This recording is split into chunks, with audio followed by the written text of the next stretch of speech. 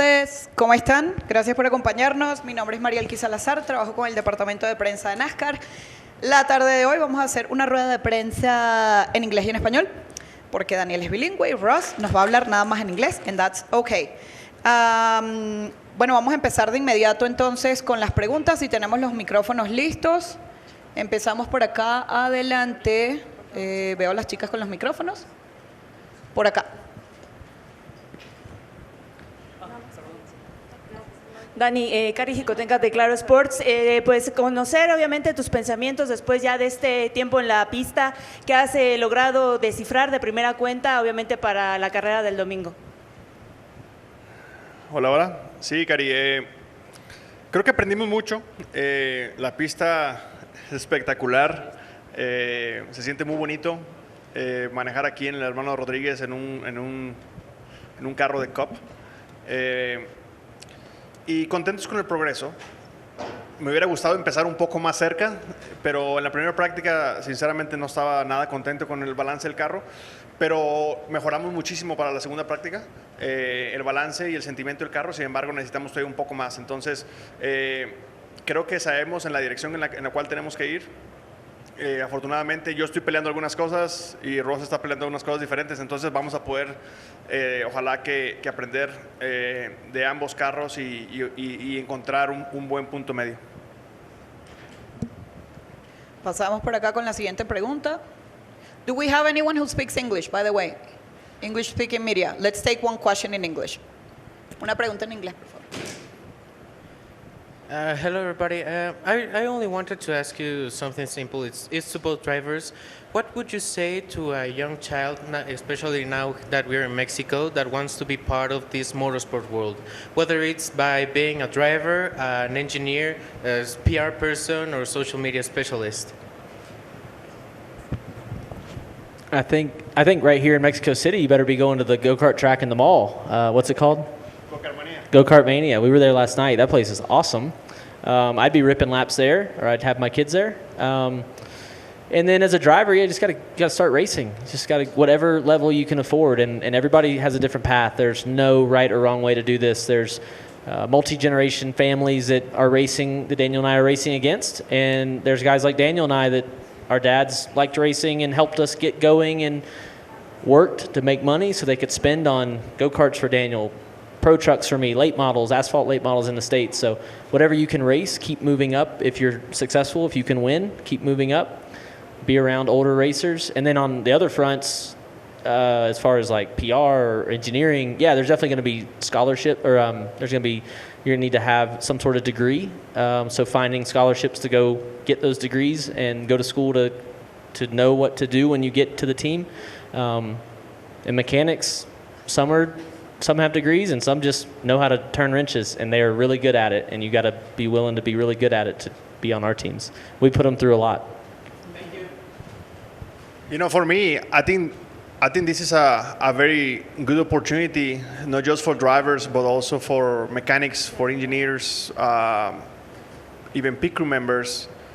You know, right now we are racing in a stage that is, you know, different than 90% of the races that we do. So in my mind, this is a great opportunity for the Mexico series, and just like Ross mentioned, drivers, mechanics, engineers, pit crew members, everything, to hopefully, you know, for those that really want to, you know, exceed Mexico and go to the United States, trying to build some connections somehow. You know, I remember when I was going to the United States, a few of my mechanics of NASCAR Mexico, they really wanted to go to the United States. And at the time, I didn't have the connections. I didn't know anyone. I was just trying to survive myself. But right now, I feel like I'm in a little bit different position, and I would love to help. You know, I think that this is very important to continue to grow the diversity in the sport, and we need more people, you know, from Mexico. We need more Latinos in the sport, and not just drivers, everything across the board. And hopefully, you know, this race really opens the eyes for many young guys or girls that want to do something in NASCAR in the U.S.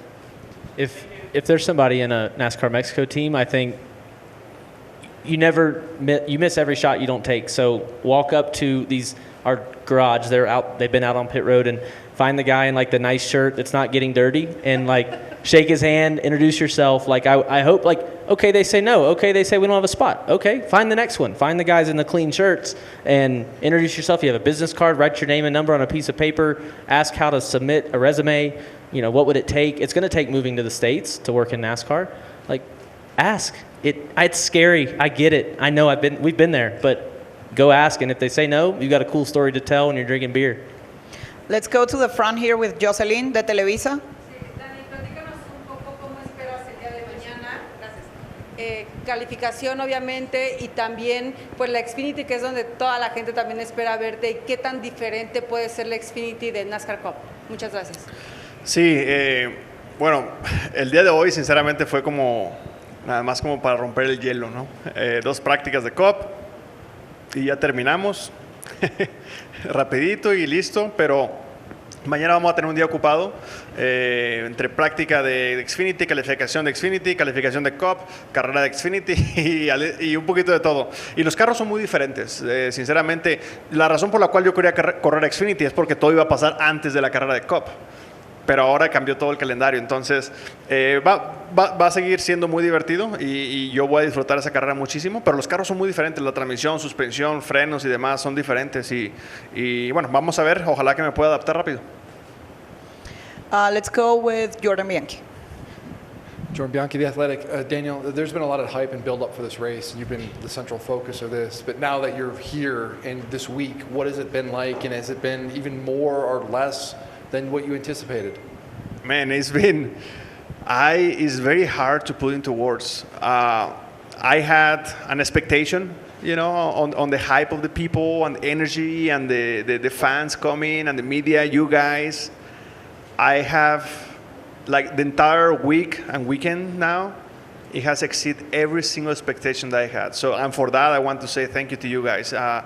This event, I feel like it hasn't even started yet, and it has been, I've been living a dream. That's exactly what has been happening for me the last few days, and I feel very blessed, very, very happy to be here racing in front of you guys. I feel that finally I was able to drive the car, not just talk about it, and I feel really, a fish in the water, and hopefully I can just continue to have fun and continue to enjoy this moment. We're making history right now together, not just NASCAR, not just me, but the entire country of Mexico. So this is something very special, and it's also a very good example that when these two countries work together, the sky is the limit. I think that this is a great example of the work that NASCAR and Mexico, CESA, and all the promoters have been doing together. Vamos a sacar una en español. Por acá el muchacho de camisa negra. Está acá de este ladito. Ahí está. Alex Carradine, NASCAR.com. Daniel, with all the stuff going on this week, how hard has it been to focus in for practice and qualifying this weekend, and how are you feeling for the Friday's race? Honestly, a lot of people has been worried about that, but I haven't. I have had a plan in my mind of what I was gonna do, and I've been following that plan since Tuesday. So, a lot of you have no idea how many people has been telling me, Daniel, you're gonna be born out. Daniel, slow down a little bit. And I know I have a plan in my mind, and I already know what I need to do, how much to push, and I'm just enjoying it. I'm like a kid on Christmas. That's why you guys see me with a smile pretty much everywhere I go. It's been a blast so far, and like I said, this is just getting started. This is only the first day of the weekend. Hi. Pregunta Over en here. español. I don't want to stand up so I don't mess up with the cameras. Paco Fuentes, Univision, Paisano, ¿cómo estás? I want to do in English and Spanish, but I want to start with Ross. How's it been adapting to physically to Mexico City? One thing, it's what they tell you that's going to be like, and the second, it's ride in the car. And I guess the second one is, how are the Spanish lessons going with Daniel? No Spanish lessons. Okay. I'm honest with everybody. I didn't even try. I know a lot of people that I know, they say, oh, I'm going to try it. Oh, I've got an app on. No, not me. And I don't feel very good, I'll be honest. I've had a headache ever since I woke up the first morning. I did go for a run, and I just had to run slower at a higher heart rate than normal. I I do. I mean, I feel tired, and we haven't done a whole lot. I'm ready for bed right now after a Frosty. So yeah, I feel pretty bad, honestly. Do you wanna a chamoy Frosty, like the one that you tried of myself? No. Actually, I want a Baconator, if I'm being honest. Y la segunda, si me permite, en español. Daniel, pues con tantos amigos en los Estados Unidos, hoy como representante latino en el automovilismo, no podemos ser ajenos a lo que sucede también en Estados Unidos. ¿Qué se te viene a la mente hoy en esta situación? Hoy que estás en NASCAR y en el automovilismo, representando a México, en México, tratándote de convertir en el primer piloto no nacido en Estados Unidos en ganar una NASCAR Cup fuera de Estados Unidos. Sin duda, ¿hay algún mensaje para todos aquellos en Estados Unidos?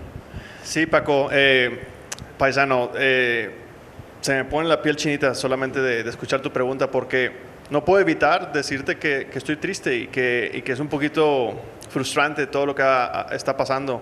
Lo único que puedo decir es que con armonía y con paz y con respeto y comunicación las cosas tienen que mejorar. Los Estados Unidos, en mi opinión, es uno de los mejores países del mundo y una de las razones por la cual ha llegado a este nivel es por la cantidad de inmigrantes que tiene, por ese país de oportunidades y yo creo que el día de hoy estamos aquí todos reunidos con un gran ejemplo de eso. Estamos trayendo a México probablemente la categoría más americana del mundo de automovilismo. Imagínate, y es el perfecto ejemplo de que con armonía, comunicación, respeto y trabajo, el cielo es el límite. Y ojalá que podamos continuar demostrando que juntos podemos hacer mucho. Gracias. We'll go right here with Bob and then Dustin. Bob Pockers, Fox Sports. Daniel, so much build up for you this week, and then your team nearly doesn't get here, and some of them aren't even here yet. So what were your emotions the last 24 hours knowing you might be without some team members? Who knew if your car was getting on track, what NASCAR was going to do? Or did you just say, what happens, happens? Listen, Bob, one of my main mechanics is not here yet. All my engineers are not here yet. So definitely today we're running, limping a little bit. But I love adversity. I love it. You put me against the wall and I'm going to come at you swinging. So, and my team is the same way. So I'm good with it. You know, this is just going to be a better story. You know, we win on Sunday and then we're going to be laughing about, hey, we almost didn't make practice.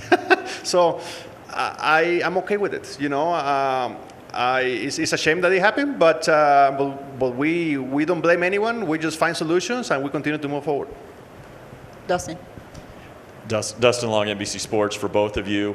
What needs to happen after these practices today, between now and Sunday, for you to have a chance to win on Sunday? Well, for me, it's everything about execution, you know, and continue to improve our race cars. My car in the first practice, I was not happy at all with it.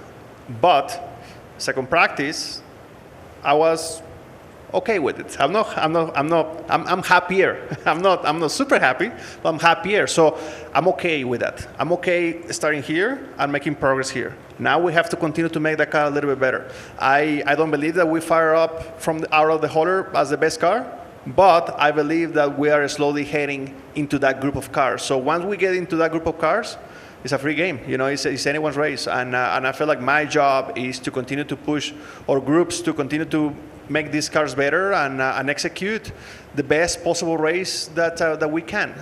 Tomorrow is going to be about qualifying, and then on Sunday is going to be about the strategy and everything in between. So you know, it's going to be just important to execute the best possible weekend that we can possibly do. Qualify. I have to qualify good. Or we have to play the strategy to put me up there on equal tires, because how do you do that?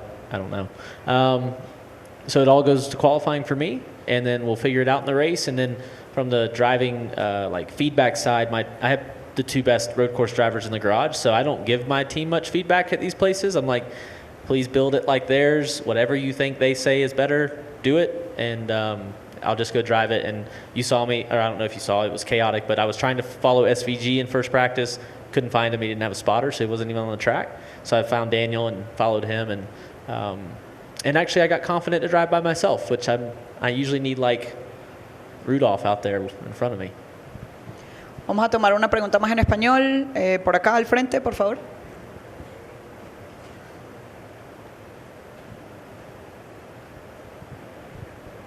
Hola Dani, buenas tardes.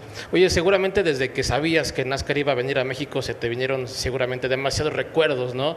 De cuando pilotabas acá en México, pero ya estando en pista, ya estando atrás del volante, ¿lograste recordar algo de cuando pues tú piloteabas acá en NASCAR México? Fíjate que no, porque es una pista diferente. Es una pista muy diferente a lo que yo corrí aquí. Pero definitivamente estar aquí en el Autódromo Hermanos Rodriguez, en mi opinión, el autódromo más importante del mundo para mí, es muy especial. Hace unos momentos, hoy por la mañana, estaba haciendo una entrevista con alguien y me recordaron algo que yo no sabía, que mi primer victoria en NASCAR México fue aquí en el Hermanos Rodriguez, y mi última victoria antes de irme a los Estados Unidos en el 2014 también fue aquí. Entonces, definitivamente es un lugar muy especial para mí. Y qué mejor lugar para poder venir con la máxima categoría de NASCAR a competir y enfrente de todos ustedes, con todo el cariño, amor y buena energía que me brindan. Entonces, yo simplemente estoy en las nubes disfrutando todo esto. Obviamente quiero ganar, pero yo sé que para eso tengo que hacer todo el proceso correcto y estoy trabajando en ese proceso. Última pregunta, el chico del chaleco acá.